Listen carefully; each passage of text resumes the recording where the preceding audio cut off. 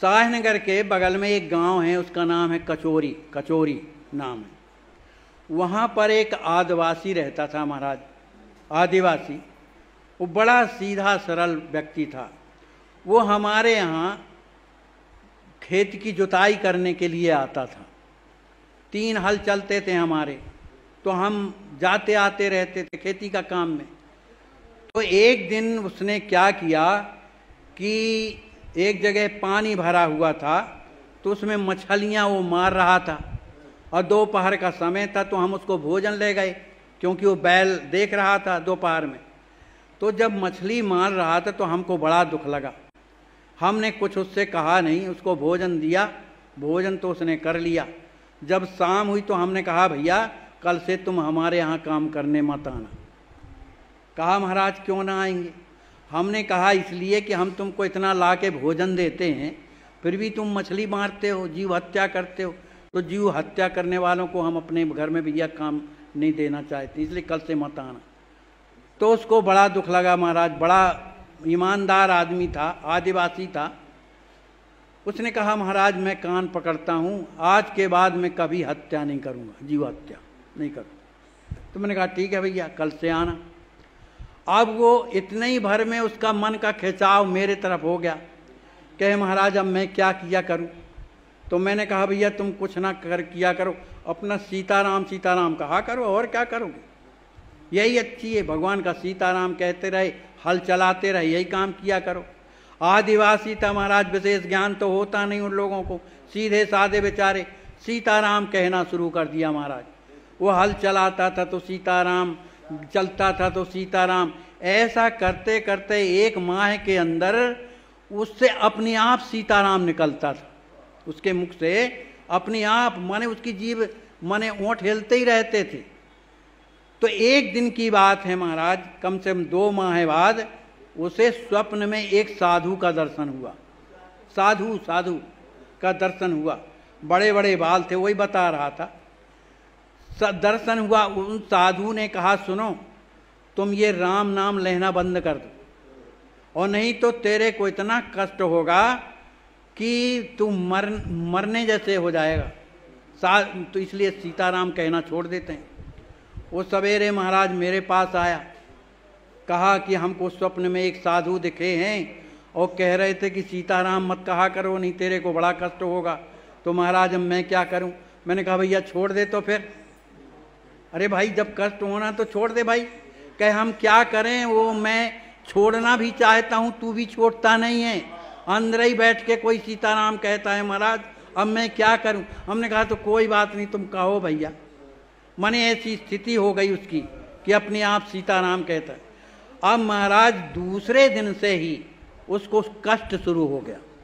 जो साधु ने कहा था उसको कष्ट शुरू हो गया, पैरों में तलवों में जलन होने लगी। इतनी जलन होती थी कि वो पैर अपने जल में रख लेता था, किसी भी परात रात में, तो पानी गर्म हो जाता था, इतना जलन होती थी उसकी। आखिर वो सीताराम नहीं छूटा महाराज उसके मुंह से, कहता ही रहता था, जलन भी चल रही लेकिन वो सीताराम उसका नहीं छूटता रहा। उसके महाराज 1 माह में निरंतर जलन के कारण नीचे के दोनों तल्ले निकल गए महाराज। जो चमड़ा था वो बिल्कुल इतनी मोटी पपड़ी होकर के अलग हो गया, लाल लाल चमड़ा दिख रहा था, लेकिन जलन उसमें थी। तो 1 माह तक उसने कष्ट सहा महाराज। फिर वही साधु फिर रात में स्वप्न में मिलते हैं उसको, कहते, देखो मैंने तेरे से कहा था ना कि तू सीताराम कहना बंद कर दे, नहीं तेरे को कष्ट होगा, लेकिन तूने मेरी बात नहीं मानी ना, इसलिए तुझे कष्ट हुआ। पर कोई बात नहीं, तेरे जो जन्म जन्मांतर का जो प्रारब्ध था ये सीताराम ने निकाल दिया तेरे, इसलिए तू शुद्ध हो गया। अब ले वो लड्डू खा ले, अब तेरा जीवन बढ़िया रहेगा। महाराज स्वप्न में दिया वो लड्डू, और जब सवेरा उठा तो उसके हाथ में लड्डू, हाथ में प्रत्यक्ष लड्डू। अब वो गया तो जल्दी नहाया, उस लड्डू को खा लिया उसने, और जैसे ही लड्डू खाया उसका बिल्कुल शरीर हल्का हो गया महाराज, सब वेदना समाप्त हो गई। अब वो तो और मस्ती से सीताराम कहने लगा। कुछ दिनों के बाद महाराज अब उसका मन संसार में नहीं लगता था, घर के काम धाम में नहीं लगता था, कहीं भी जाता था तो बैठा रहता था। सीताराम कृपा है भगवान की, उसको कुछ अच्छा नहीं लगता था। जब जब उसकी पत्नी थी, लड़के थे, सब कुछ थे, लेकिन उसे कुछ अच्छा नहीं लगता था। बस सीताराम कहता था और मस्ती से आंखें मूंदे और बल्कि यही भजन करता रहता था। एक दिन की बात है महाराज कि उसका जीवन समाप्त हो गया, माने शरीर शांत हो गया। लेकिन विचित्रता ये थी महाराज जी कि उसको जमीन में लेटाए थे, लेकिन उसकी एक उंगली अपने आप हिलती थी।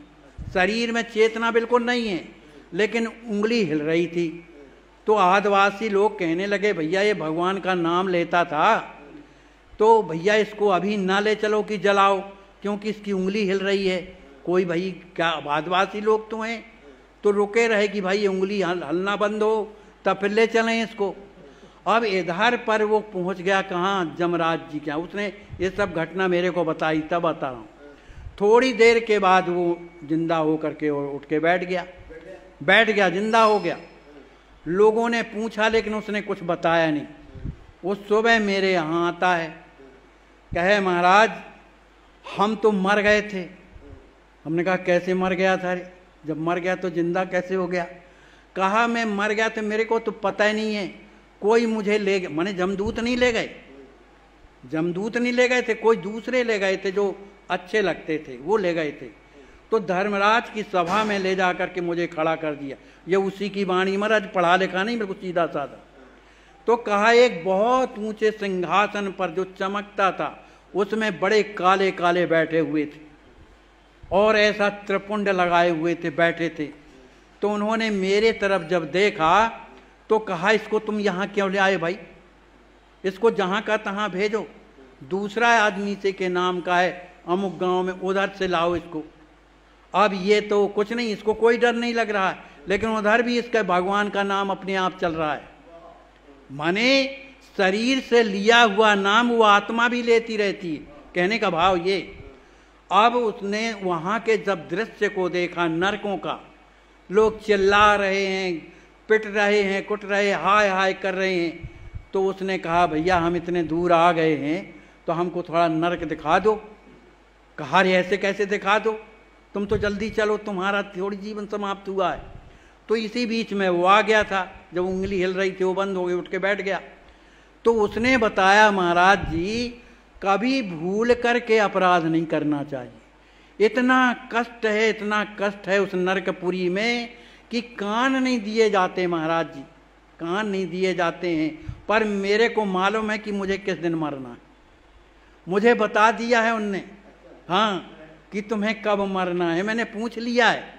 तो मेरे को महाराज फलाने महीने के फलाने दिन को जाना है, और मैं महाराज अब उधर नहीं जाऊंगा, अब मैं सीधे भगवान के धाम को जाऊँ।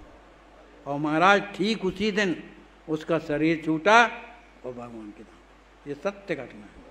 बोलिए श्री सीताराम जी महाराज की, श्री हनुमान जी महाराज की।